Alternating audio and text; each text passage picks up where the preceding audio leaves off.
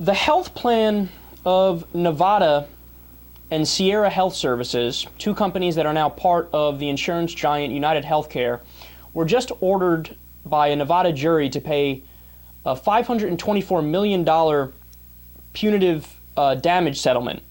In 2007, the company signed a low-bid contract with a physician that pinched pennies and sped through a lot of important and dangerous tests. The companies didn't know at the time that this doctor that they contracted with was a really bad doctor, but that physician in particular was very inexpensive, so they contracted with him so they could essentially pad the bottom line and make more money because it's less overhead costs. So what ended up happening is, because of sloppiness and how much this doctor would rush around and do multiple things at once, he ended up using needles, for example, that infected some of his patients. He would reuse needles, and he would infect his patients in other ways by accident as well, and at least 9 people, and possibly up to 114 people, ended up contracting hepatitis C during their visits. When the doctor, whose name is Dr. Desai, was asked how this could happen, he said he would rush through procedures because that way he could get more done and he could get paid more because he was paid by how many people he helped. So I think the plaintiff's attorneys summed this up nicely. They said, quote, "You've got to provide a fair and responsible reimbursement rate to medical providers so that they are able to provide quality health care to their insured members." So the defense, by the way, that was used by the healthcare company was, look, you can't blame us because the doctor that we contracted with was a horrible doctor and infected people. If anything, you just blame him. You don't blame us, right? But the jury said, we're not buying it. And their reasoning was that, look, this guy came advertised as a low-bid contract doctor. He was asking for significantly less than any other doctor was asking. So that should have been a red flag right off the bat, that he either doesn't know what he's doing, he might not have all of his permits up to date, or he's going to be a scam artist to a certain degree and just try to blow through patients so he can try to make more money, right?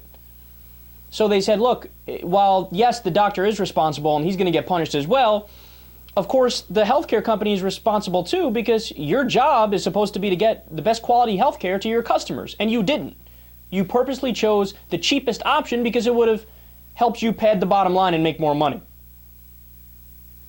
So this represents a problem to me. And here's the thing, because yes, of course, I think the jury's right and they found properly that both parties are guilty, right?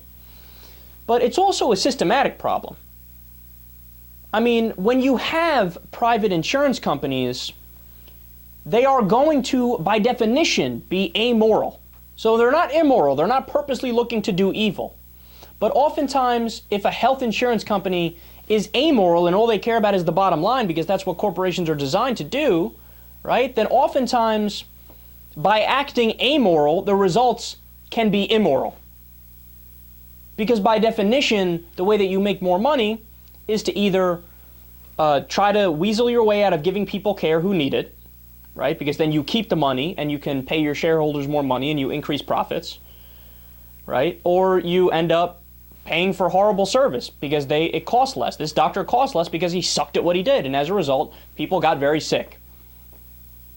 I mean, the answer is very simple. We've been over it a million times. All the other modernized industrial countries have a version of a universal healthcare system where the insurer is the government, and all health care is paid for via our tax dollars. Right? And there's a billion different variations you could do which make sense. Like, for example, France has public funding of private doctors and hospitals. And Britain would be an example of public funding for public hospitals and doctors. And you could do it. There's a number of ways you could work it out. And by the way, I'm not saying you ban private doctors. That could still be allowed. But there should be a baseline of coverage of universal health care, essentially a Medicare for all system. All of the systematic problems that we have with our healthcare system and our health insurance system can all be rooted back to the problem that it's for profit.